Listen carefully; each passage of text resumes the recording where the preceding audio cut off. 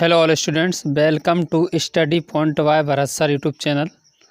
सभी वर्ग 3 की तैयारी कर रहे विद्यार्थियों के लिए इस क्लास में आपके लिए देखिएगा बहुत ही महत्वपूर्ण जो प्रश्न हैं, आपके जो टेस्ट हैं हम इसमें लगाने जा रहे हैं आज। मनोविज्ञान, हिंदी एवं संस्कृत। तो इसके लिए देखिएगा बहुत ही इम्पोर्टेंट क्वेश्चन हमने यहाँ पे लिए हुए हैं जो कि परीक्षाओं में आते हैं और पूछे जाते हैं बार बार ऐसे क्वेश्चन। तो उनको आइए स्टार्ट करते हैं लगाना। तो इसको जैसे ही लगाएंगे हम टेस्ट को, उसके साथ ही आपको ही अपना मूल्यांकन करना है स्वयं का। और देखिएगा साथ में आप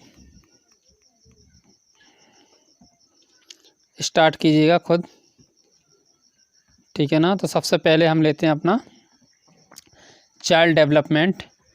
इससे पहले यदि आप चैनल पर नए हैं तो चैनल को सब्सक्राइब कर लीजिएगा, और वीडियो यदि आपको पसंद आए तो वीडियो को लाइक अवश्य करें। देखिए ऑनलाइन क्लास में क्या रहता है कि थोड़ा टाइम मैनेजमेंट ना होने की वजह से या टाइम सही टाइम पे नहीं मिल पाता, इसकी वजह से आपके लिए वीडियो अपलोड की जा रही है। हालांकि टेस्ट में आप स्वयं का मूल्यांकन कर सकते हैं फिर भी इसके माध्यम से, और आप करते रहिएगा, ठीक है। तो स्टार्ट करते हैं। पहला क्वेश्चन देखिएगा, मूर्तिकार जो होते हैं ना, हाँ देखिए क्वेश्चन बहुत महत्वपूर्ण है। सभी जो भी साइकोलॉजी क्वेश्चन है बहुत ही महत्वपूर्ण क्वेश्चन है। मूर्तिकारों में किस प्रकार की बुद्धि होती है? जो मूर्तिकार होते हैं ना, मूर्ति बनाते हैं, उनमें किस प्रकार की बुद्धि होती है? तो ऑप्शन आपके पास है, फर्स्ट है प्रकृतिवादी, दूसरा हैगा आपका स्थानिक, तीसरा हैगा अंतर्वैयक्तिक, और चौथा है शारीरिक गतिक। तो आपको आंसर सोच लीजिएगा और आपका स्वयं का मूल्यांकन कीजिएगा। लास्ट में आप कमेंट बॉक्स में कमेंट करके बताइएगा कि आपके कितने नंबर का जो साइकोलॉजी का है, कितने नंबर का आपका सही हुआ। 30 नंबर का आपका आना है, तो उसमें से आपको कितने नंबर का सही होता है। देखिए इसका जो आंसर होगा सेकंड वाला आंसर बिल्कुल सही है। स्थानिक बुद्धि मूर्तिकारों में होती है, ठीक है ना। बुद्धि को हम पढ़ चुके हैं, आपने पढ़ा होगा पहले। चलिए अगला क्वेश्चन लेते हैं हम।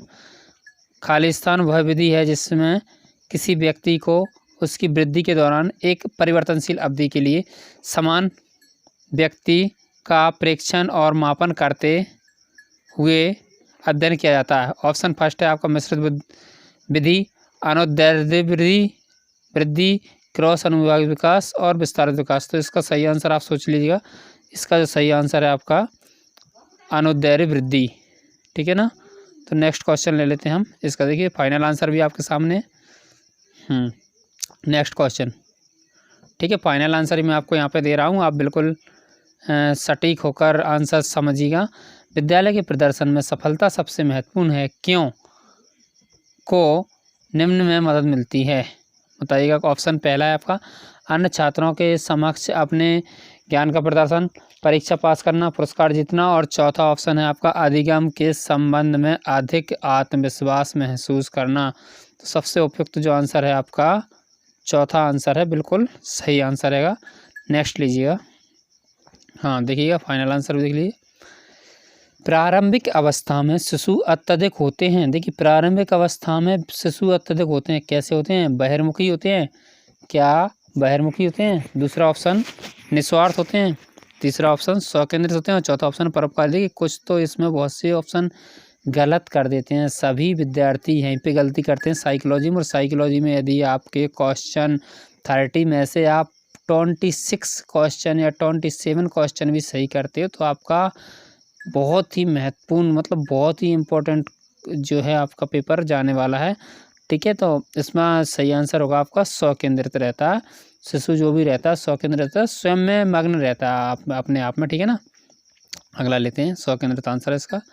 पारंपरिक रूप से मास्लो के सिद्धांत में कितने प्रकार की आवश्यकताओं का वर्णित किया गया है? देखिएगा फर्स्ट ऑप्शन है 2, 6, दूसरा ऑप्शन है, तीसरा ऑप्शन है 5, और चौथा ऑप्शन है 3। तो देखिएगा इसमें आप कितने प्रकार की आवश्यकताएं थी उसकी। अब्राहम मास्लो की आवश्यकताएं आपने पढ़ी होंगी 5। कितना है आंसर इसका? 5, ठीक है। तो 5 है। एक बहिर्मुखी बच्चा कैसा होगा? बहिर्मुखी देखिएगा, अंतर्मुखी, बहिर्मुखी, उभयमुखी आपने पढ़ा होगा, जुंग का वर्गीकरण था। तो ये होगा आपके आंतरिक मस्तिष्क से चिंतन को प्रवृत्त करें, बल्कि सिर्फ निरीक्षण करें, अधिक चिंतन और बातचीत कम करे, तीव्र वातावरण देखिएगा बहुत ही इम्पोर्टेंट है, तो आप बताइएगा इसका आंसर होगा तीव्र वातावरण में रहना पसंद करे। तो इसका आंसर क्या होगा, तीव्र वातावरण में रहना पसंद करे, बिल्कुल सही आंसर है। अगला क्वेश्चन देखिएगा, व्यक्तित्व शब्द किस भाषा, सबसे जो व्यक्तित्व की जो आपने पढ़ी होगी यूनिट, तो पर्सनालिटी के बारे में आपने पढ़ा होगा, बहुत ही महत्वपूर्ण है। किस भाषा से लिया गया है, लैटिन। कौन सी भाषा से लिया गया है, लैटिन भाषा से लिया गया शब्द है। नेक्स्ट, व्यक्तित्व आधारित अनुमानी परीक्षणों में से मूल्यांकन के परिणाम हैं सरल, विवादास्पद, व्यर्थ या वस्तुनिष्ठ। आंसर दीजिएगा। ठीक है, तो आपने आंसर सोच लिया होगा, बहुत ही अच्छे। हाँ, विवादास्पद, तो आपका आंसर भी बिल्कुल सही होगा, या विवादास्पद आपने दिया है। तो बच्चे को चोट लगने के बारे में लगभग प्रतिदिन चिंता होती है, इसका कारण बताइएगा, उसका क्या है। सही बात है, चिंता बेकार यहाँ पे हो जाएगा, ऑप्शन नंबर तीसरा बिल्कुल सही है।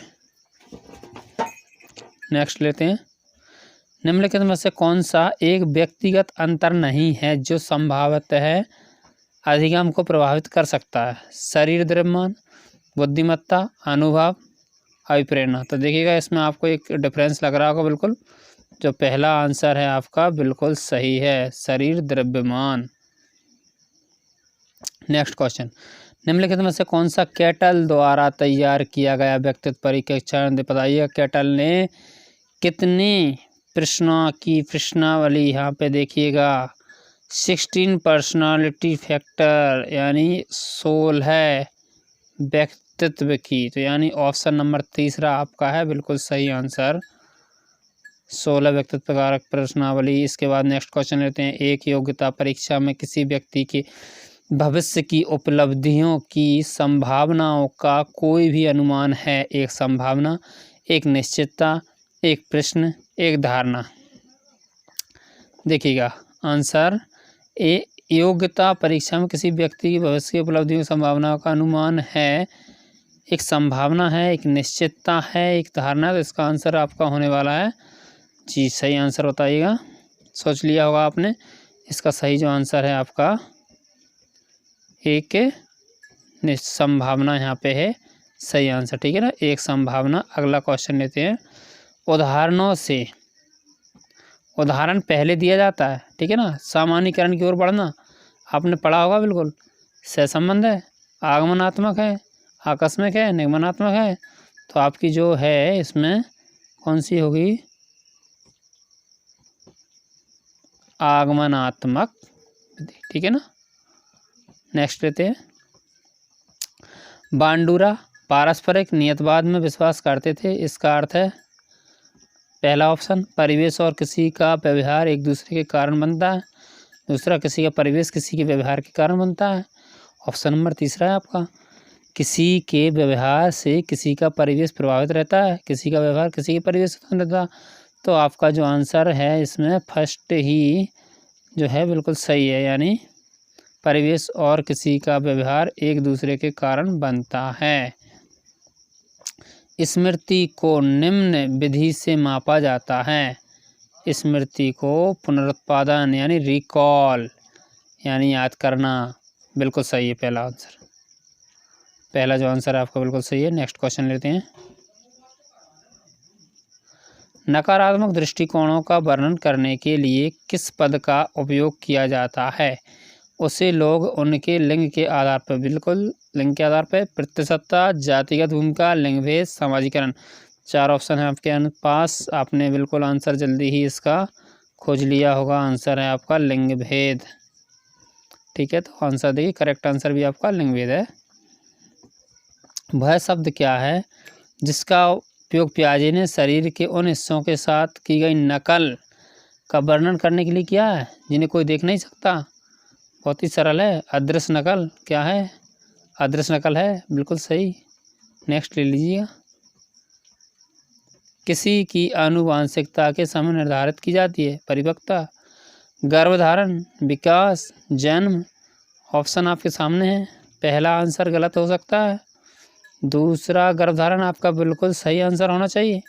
क्या होना चाहिए आंसर आपका, गर्भधारण। तो देखिएगा फाइनल आंसर इसका गर्भधारण बिल्कुल सही आंसर है आपका। अगला क्वेश्चन ले लीजिएगा। परामर्श में शामिल होता है परामर्शदाता और व्यक्ति के बीच विचारों का आदान प्रदान और परामर्श। केवल व्यक्ति के परामर्शदाता से सलाह लेना, केवल परामर्शदाता व्यक्ति की समस्या साझा करना, ज़रूरत वाले बच्चों के साथ मुद्दों की पहचान करने वाले विद्यालय। इसका जो सही आंसर है आपका फर्स्ट वाला आंसर बिल्कुल सही है, ठीक है ना। अगला क्वेश्चन ले लीजिएगा। लोको मोटर दिव्यांगता वाले व्यक्तियों का व्यावसायिक प्रशिक्षण डोमेन से अधिक संबंधित है, संज्ञानात्मक, इनमें से कोई नहीं, प्रभावी या साइकोमोटर। तो इसमें आप ले लीजिएगा आंसर साइकोमोटर, बिल्कुल सही आंसर है आपका। नेक्स्ट क्वेश्चन, सामाजिक अधिगम सिद्धांत इनके द्वारा प्रस्तावित किया गया था। बिल्कुल आंसर आप दीजिएगा, बिल्कुल नाम आपकी ज़बान पर आ चुका होगा। क्या है, फ्रायड, बांडुरा, स्किनर या पावलोव। सही आंसर क्या आपका, सामाजिक अधिगम का सिद्धांत किसने दिया था, बांडुरा ने। क्या एग्जाम्पल दिया था उन्होंने, एक बच्ची अपनी बुआ के यहाँ जाती है, वह देखती है किस तरीके के व्यंजन या खाना वह बनाती है, उसको देखती है, उसका अनुकरण करती है, वहाँ पे सामाजिक अधिगम के सिद्धांत के अंतर्गत आता है, ठीक है ना, बांडुरा का। अगला दीजिए, सामाजिक रूप से परिपक्व अपरिपक्व छात्रों के रूप में जाना जाता है। अपरिपक्व हैं यहाँ पे, बताइएगा, निर्भर हो सकते हैं क्या, अलग थलग, आवासीय, सामाजिक। अपरिपक्व छात्रों के रूप में जाना सकता है, बिल्कुल आपका इसमें डिपेंडेंट हो सकता है। वैसे देखते हैं आंसर इसका क्या है, बिल्कुल सही है, डिपेंडेंट या निर्भर जो है बिल्कुल सही आंसर है इसका। अगला दीजिए, अन्य लोगों से के माध्यम से सामाजिक ज्ञान प्राप्त किया जाता है, बताइएगा। अन्य लोगों के माध्यम से सामाजिक ज्ञान प्राप्त किया जाता है। पहला है फीडबैक यानी प्रतिक्रिया, तो प्रोत्साहन, तर्क, लॉजिक। तो इसमें आपका आंसर सही क्या होने वाला है, बिल्कुल फीडबैक मिलता है आपको। क्या मिलता है, फीडबैक, बिल्कुल सही है, प्रतिक्रिया आंसर है आज का।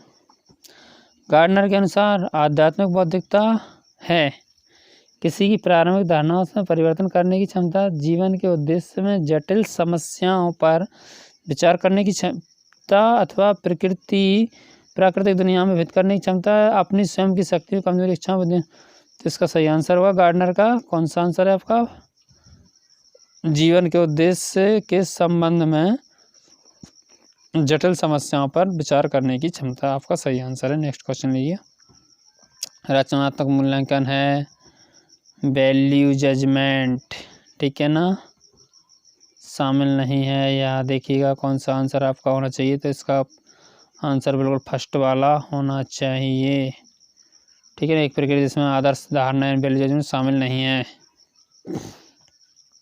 एक प्रगतिशील शिक्षा में शिक्षक की एक भूमिका है, अनुशासक, प्रशिक्षक, मार्गदर्शक, पाठ योजनाकार। आंसर आपको बिल्कुल सही से समझ आया हो, गाइड यानी मार्गदर्शक की भूमिका में रहता शिक्षक। नेक्स्ट क्वेश्चन लेते हैं, शोध के अनुसार सहकर्मी मूल्यांकन मूल्यवान है क्योंकि यह छात्रों के बीच प्रतिस्पर्धा को प्रोत्साहन करता है। छात्र अपने काम पर एक दूसरी प्रतिक्रिया करते हैं, बिल्कुल सही आंसर होगा आपका ऑप्शन नंबर 2, प्रतिक्रिया प्राप्त कर सकते हैं, ठीक है ना, बिल्कुल सही आंसर है आपका। Next, Fabiano Pelham Manos et al 2004 के अनुसार कक्षा में आक्रामकता, आंसर इसका क्या हो जाएगा, सकारात्मक सुदृढ़ीकरण से टाइम आउट, TO, ठीक है ना, तो ये आपका आंसर सही है। नेक्स्ट क्वेश्चन, कभी कभी बच्चे माता पिता दोनों से अलग होते हैं, कौन सा सिद्धांत होगा आपका, अलग होते हैं यानी उनमें विविधता पाई जाती है, आंसर है आपका विविधता, वेरिएशन, ठीक है ना। स्टर्नबर्ग ने बुद्धिमत्ता के सिद्धांत में निम्नलिखित में से किस चरण में समस्या का समाधान ज्ञात करना शामिल है, अनुप्रयोग, एप्लीकेशन, प्रतिचित्रण, संकेतन, प्रतिक्रिया। बताइएगा समस्या का समाधान, तो आपका है प्रतिक्रिया यानी रिस्पॉन्स देना है, बिल्कुल सही जवाब है। तो नेक्स्ट हमने 30 क्वेश्चन कंप्लीट किए साइकोलॉजी के। अगले क्वेश्चन हम स्टार्ट करते हैं हिंदी। हिंदी में आपको सबसे पहले एक गद्यांश पढ़ना है बहुत अच्छे तरीके से। इस गद्यांश को यदि आपने अच्छे तरीके से पढ़ लिया है, पूरे गद्यांश को समझ लिया, तभी आप इसी से संबंधित क्वेश्चन हैं उनके आंसर आप दे सकते हो। देखिएगा गद्यांश आपकी स्क्रीन पर आपको दिख रहा होगा पूरा। हाँ, तो इस गद्यांश को बढ़िया पढ़िएगा और उसके बाद देखिएगा, आंसर दीजिएगा। हाँ, तो इसको मैंने पढ़ चुका हूँ एक बार पूरा गद्यांश को, ठीक है ना, स्वावलंबन। ठीक है, मैं बड़े ही बारीकी से इसको पढ़ रहा हूँ, थोड़ी बहुत मिस्टेक नहीं होना है कहीं पर भी। उसके बाद देखते हैं हम क्वेश्चन यहाँ पे, कहाँ से बस चलने के बाद रास्ते के दृश्य बदलने लगे। देखिए बस कहाँ से चलनी स्टार्ट हुई, रानीखेत, हिमालय, कौसानी या कोसी। अब देखिए यहाँ से जो फर्स्ट लाइन में इसका आंसर मैं आपको बताऊंगा, फर्स्ट लाइन में ही है, ठीक है ना। कोसी से बस चली तो रास्ते के बदलने लगे, ठीक है ना। तो इसका जो आंसर है आपका क्या हो जाएगा, कोसी, यानी ऑप्शन नंबर चौथा, ठीक है। नेक्स्ट, अब इसको बार बार पढ़ने की जरूरत नहीं है। गांधी जी को कौसानी में किस देश जैसा एहसास हुआ था। तो इसको यदि एक बार मैंने अच्छे से पढ़ लिया है तो मुझे पता चल जाएगा कि गांधी जी को कौसानी में किस देश जैसा आभास हुआ था। यहाँ पे देखिएगा, गांधी जी ने आसक्ति में कहा था स्विट्जरलैंड का आभास कौसानी में। देखिएगा, स्विट्जरलैंड का आभास कौसानी में होता है, बिल्कुल सही। तो यहाँ पे आपका जो सही आंसर होने वाला है क्या है, ऑप्शन नंबर तीसरा, स्विट्जरलैंड। नेक्स्ट लीजिएगा अगला, फिर से आपको गद्यांश वही है, एक बार अच्छे से पढ़ लेंगे यदि आप गद्यांश को, तो बार बार पढ़ने की कोई आवश्यकता नहीं होगी, मन से पढ़ लीजिएगा एक बार अच्छे से ध्यान लगा के ना। गांधी जी ने कहाँ पर अनासक्ति योग लिखा था, गुजरात, कौसानी, कश्मीर, स्विट्जरलैंड। देखिएगा यहाँ पे बिल्कुल साफ नज़र आ रहा होगा आपको इसमें। अभी हम पढ़े थे गांधी जी के बारे में कौसानी, तो यहाँ पे आंसर आपका क्या हो जाएगा, कौसानी, यानी ऑप्शन नंबर दूसरा। अगला देखिएगा, कलयूर की रंग बिरंगी घाटी में कौन वास करते होंगे। किन्नर, यक्ष, पशु, मनुष्य, कोई नहीं, देवी देवता। तो इसमें देखिएगा कन्नूर की घाटी में कौन वास करते होंगे, यहाँ पे देखिएगा आंसर क्या होगा, किन्नर और यक्ष वास करते होंगे। देखिएगा यहाँ पे, यहाँ दिख रहा होगा आपको, किन्नर और यक्ष, बिल्कुल सही होगा आंसर आपका ये, किन्नर और यक्ष, यानी ऑप्शन नंबर चौथा। नेक्स्ट क्वेश्चन ले लीजिए, कश्मीर के मुकाबले में उन्हें कौसानी ने अधिक मोहा, लेखक से ऐसा किसने कहा था। तो देखिए इसको यदि हम पढ़ेंगे तो ऐसा उनके बारे में कहा था उनके सहयोगी ने। किसने कहा था, सहयोगी ने, बिल्कुल सही आंसर है इसका। नेक्स्ट क्वेश्चन ले लीजिएगा, नदी को कहाँ लपेटने की बात कही गई है, गले में, कलाई में, किसी में नहीं, झोले में। तो बिल्कुल अवधि आपने अच्छे से पढ़ा है, तो अभी हमने पढ़ा था इसमें कलाई में लपेटने की बात कही गई है, तो आंसर है आपका कलाई में। नेक्स्ट क्वेश्चन, अपार सौंदर्य कहाँ बिखरा हुआ था, पीछे की घाटी में, डाक बंगला में, सामने की घाटी में, पहाड़ी में। तो देखिएगा यहाँ पे देखिएगा आंसर इसका अपार सौंदर्य आपका जो है सामने की घाटी में बिखरा हुआ था, ठीक है, सामने की घाटी में आपका आंसर सही है। नेक्स्ट क्वेश्चन लीजिए, कहाँ की घाटी बेहद सुंदर थी। बेहद सुंदर जो घाटी थी आपकी, अभी आपने पढ़ा होगा तो इसमें सोमेश्वर, विंध्याचल, कौसानी, रामेश्वर। तो इसमें आपकी जो घाटी थी सोमेश्वर की, बिल्कुल सही जवाब है यहाँ पे। थकावट के बाद रास्ते का सुहावनापन लेखक को क्या बना रहा था, मोहित, तंद्रालस, उत्तेजक, विचारमान। तो यहाँ पे आपको तंद्रालस बना रहा था, कैसा, तंद्रालस। तो इसका आंसर सही गया आपका, तंद्रालस। नेक्स्ट क्वेश्चन 10वां है हमारा हिंदी से, लेखक के अधैर्य, संतोष और क्षोभ पर किसकी प्रतिक्रिया लेखक को पता नहीं चली। किसकी प्रतिक्रिया पता नहीं चली है आपको, बताइए, शुक्ल जी की है, बिल्कुल सही आंसर है आपका। नेक्स्ट क्वेश्चन, लेखक को नदियों की आकृति कैसी लगी, सर्पाकार, जलेबी जैसी, बेल की लड़ियों जैसी या झरने जैसी। तो आप देखिएगा इसमें, हाँ यदि आपने अच्छे से पढ़ा है तो इसमें लिखा था एक जगह बेल की लड़ियों जैसी, किसकी जैसी, बेल की लड़ियों जैसी। ऑप्शन नंबर 3 बिल्कुल सही है। लेखक ने अपना संशय किसके साथ व्यक्त किया? वर्मा जी, गांधी जी, शर्मा जी या शुक्ल जी? तो शुक्ल जी के साथ, बिल्कुल सही, ऑप्शन नंबर 4। नेक्स्ट ले लेते हैं। अगला क्वेश्चन है 13वां हिंदी से। कौन सी घाटी के निष्कलंक सौंदर्य को देखकर लेखक के मन में क्या ख्याल आया? हाँ, तो लास्ट में जो ख्याल आया था लेखक के मन में वो था आपका, इनमें से कोई नहीं, जी भर निहारने का, सौंदर्य पान करने का, जूते उतार कर पाँव पहुँच कर आगे बढ़ने का, ये था आपका सही। ठीक है ना। हाँ, तो इसके बाद हमारा कुछ पद्यांश यहाँ पे दिया गया है, इसको आप ध्यान से पढ़ेंगे। बादल गरजो रे, देखिएगा थोड़ा सा जूम में यहाँ पे कर लेता हूँ और अच्छे पढ़ने के लिए। बादल गरजो घेर घेर घोर गगन धराधर जो, ललित ललित काले घुंघराले बाल कल्पना से पाले, विद्युत छवि और मैं कवि नव जीवन वाले, वज्र छिपा नूतन कविता फिर भर दो बादल गरजो, विकल विकल उन्मद के उन्मद। तो इसको आप पूरा बिल्कुल ध्यान से पढ़ते चलिएगा। इसमें देखिए, इस कविता का शीर्षक उत्साह क्यों। उत्साह जो शीर्षक है, तो केवल वर्षा एवं हमारी संस्कृति अहम है, केवल गर्मी से बेहाल लोगों को मानसून की प्रतीक्षा रहती है, केवल वर्षा पर हमारी कितनी उम्र। तो आपका जो आंसर होगा फर्स्ट वाला उपरोक्त सभी, यानी आपके जो सभी आंसर इसके सही हो जाएंगे। इसके बाद नेक्स्ट ले लेते हैं, फिर से वही का वही पद्यांश यहाँ पर। और फिर देखिए, इस कविता में कवि बादलों से किस चीज़ का आह्वान कर रहा है? सभी ने अभी पढ़ा होगा बहुत अच्छे से, गरजने का आह्वान किया जा रहा था, तो आंसर हो जाएगा आपका गरजना। और देखिएगा नेक्स्ट क्वेश्चन अगला है, इस कविता में ऐसे कौन से दो शब्द हैं जिनमें नाद सौंदर्य मौजूद है? नाद सौंदर्य मौजूद होने वाले आपके शब्द हो जाएंगे। इसमें गरज गरज घनघोर नहीं होगा, इनमें से कोई नहीं। बादल गरजे घोर, विद्युत छवि वज्र, ये आपके नाद और सौंदर्य हमारे शब्द हो जाएंगे। ऑप्शन नंबर 4 आपका बिल्कुल सही जवाब हो जाएगा यहाँ पर।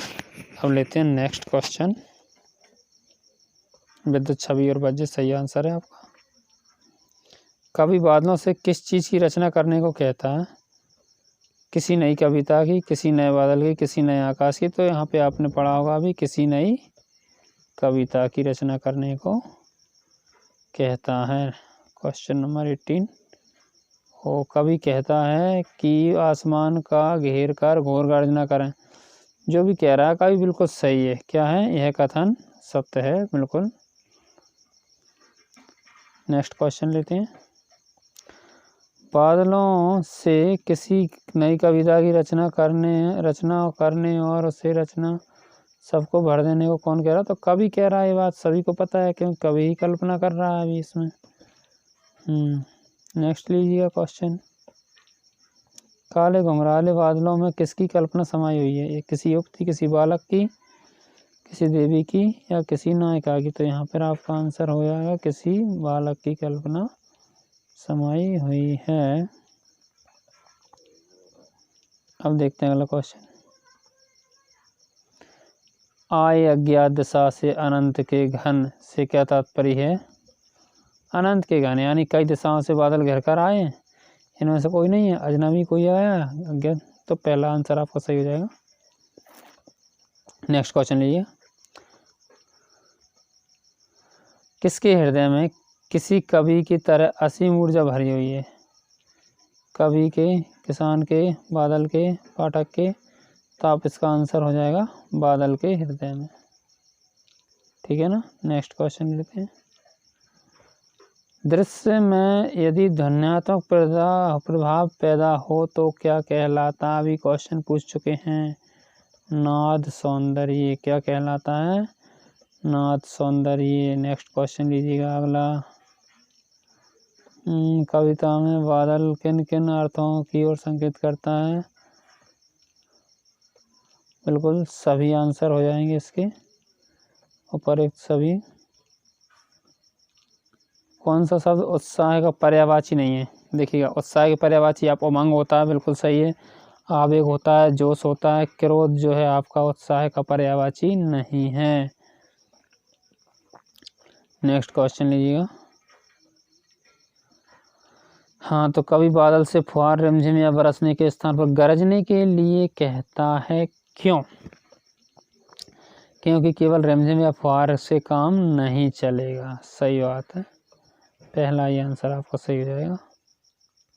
नेक्स्ट वाला क्वेश्चन, कवि ने बादलों की रचना में क्या देखते? सरलता, मधुरता, नवीनता। तो यहाँ पर आंसर आपका नवीनता है, बिल्कुल सही आंसर है। आंसर थोड़ा हो गया था 100। तो अब देखते हैं आगे। विश्व में निदाघे के सकल जन किसे कहा गया है? इनमें से कोई नहीं। बारिश से बेहाल लोगों को, सर्दी से बेहाल लोगों को, गर्मी से बेहाल जनों को। तो आप इनमें से गर्मी से बेहाल जनों को मान लीजिएगा। इसका आंसर क्या होगा? गर्मी से बेहाल जनों को। अगला क्वेश्चन जो है आपका कैंसिल हो चुका है, एग्जाम में नहीं हुआ था, ये क्वेश्चन कैंसिल हो चुका था। तो ऐसे कुछ क्वेश्चन कैंसिल हो जाते हैं तो आपके लिए उसका बेनिफिट भी मिलता है। ठीक है, तो नेक्स्ट आगे आते हैं। और अपना ये जो है पूरा ख़त्म हो चुका है। इसके बाद संस्कृत सब्जेक्ट हमारी स्टार्ट हो चुकी है। संस्कृत सब्जेक्ट में देखिएगा पहला क्वेश्चन आपका कैंसिल क्वेश्चन ही है, लेकिन देख लीजिए विज्ञानम अस्य वर्ण वियोजनम। तो वर्ण वियोजन पूछा था विज्ञान का, इसमें क्या होगा, कैंसिल होने का कारण क्या हो सकता है वो भी देखिएगा आप। इसका कोई भी या तो कोई भी ऑप्शन जो है वो सही नहीं होगा, ठीक है ना, या फिर आपकी जो फर्स्ट या सेकंड लैंग्वेज से क्वेश्चन ले लिया गया होगा। यदि आपकी फर्स्ट लैंग्वेज संस्कृत नहीं है और सेकंड लैंग्वेज संस्कृत है, इस तरीके से कुछ हो सकता है।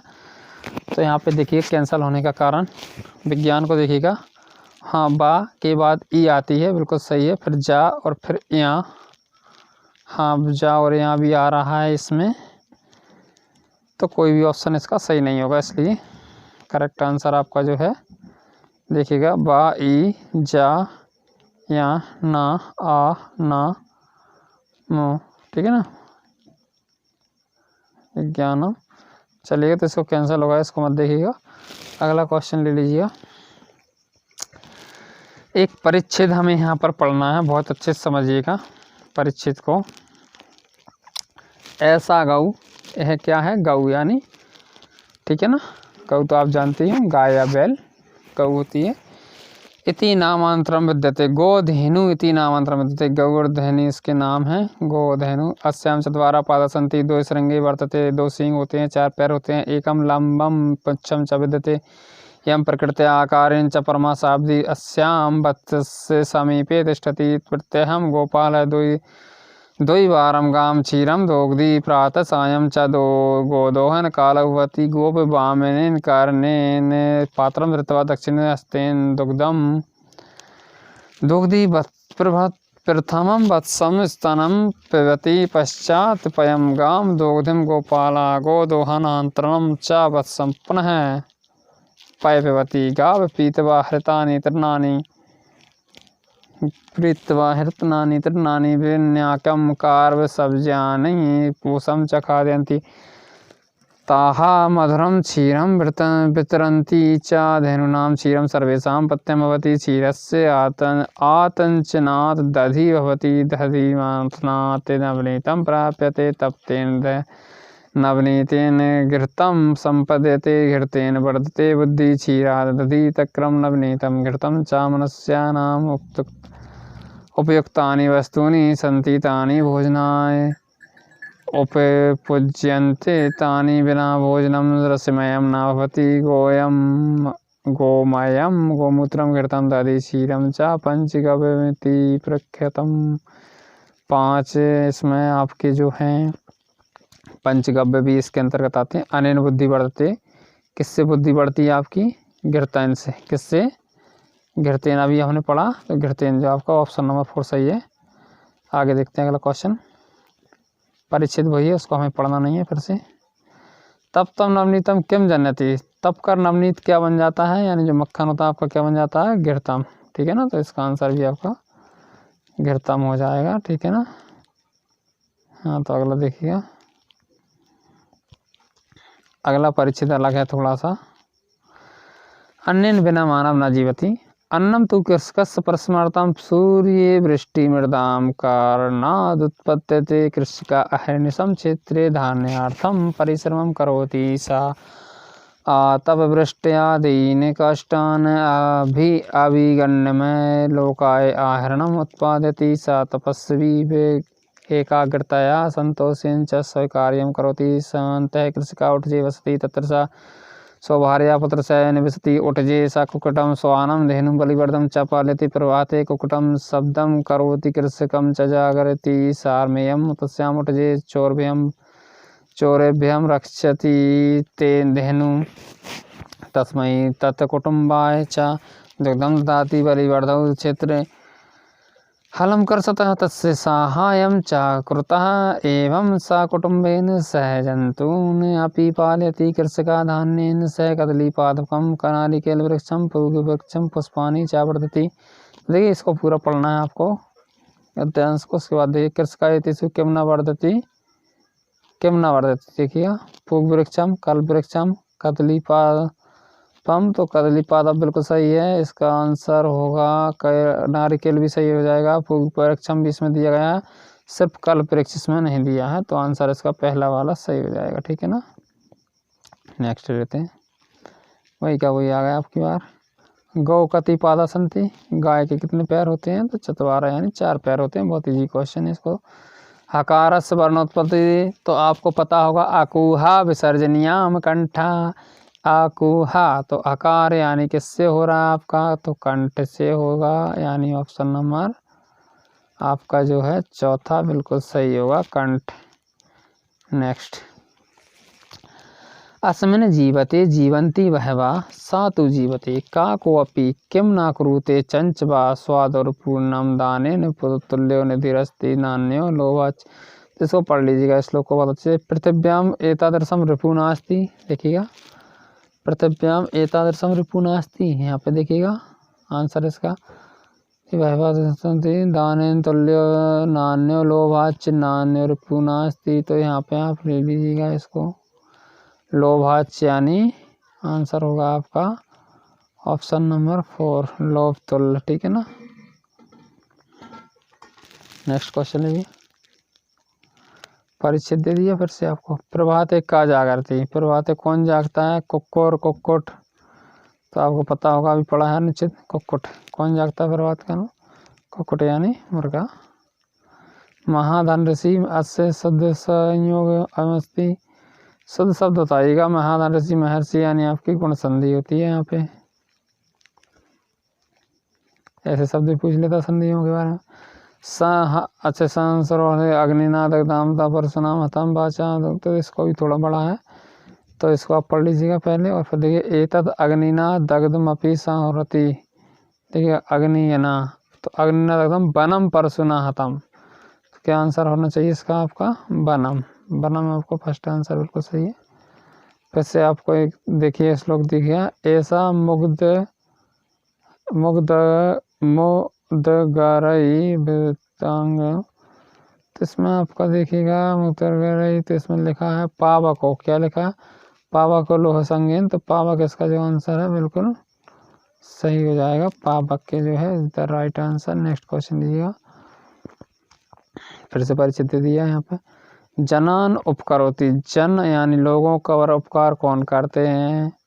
तो आपको सबको पता होगा, कृषक यानी किसान लोग।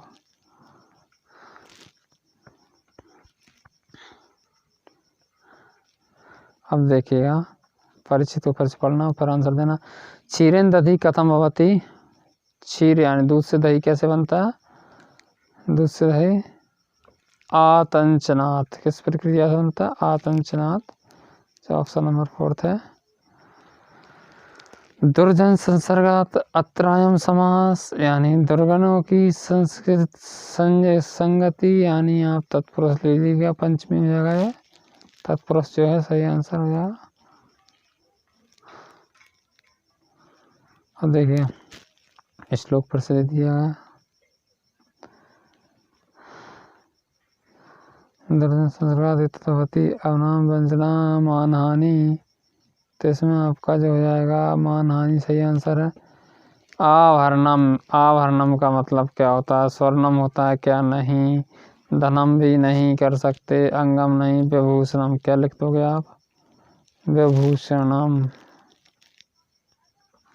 ठीक है ना, नेक्स्ट ले लीजिए। मिर्च कटकस की नायिका बतानी है, तो आपको इसमें ज़्यादा कन्फ्यूज नहीं होना। बसंत सेना है और ये आपको पढ़ने की आवश्यकता नहीं। निर्जनम तो निर्गता जना यस्मात् सा, ठीक है, निर्जन का निर्गता जना यस्मात् सा, सही आंसर हो जाएगा। अगले लेते हैं। श्लोक पठित्वा प्रश्नस्य शुद्धोत्तरं सूचयत। देखिएगा,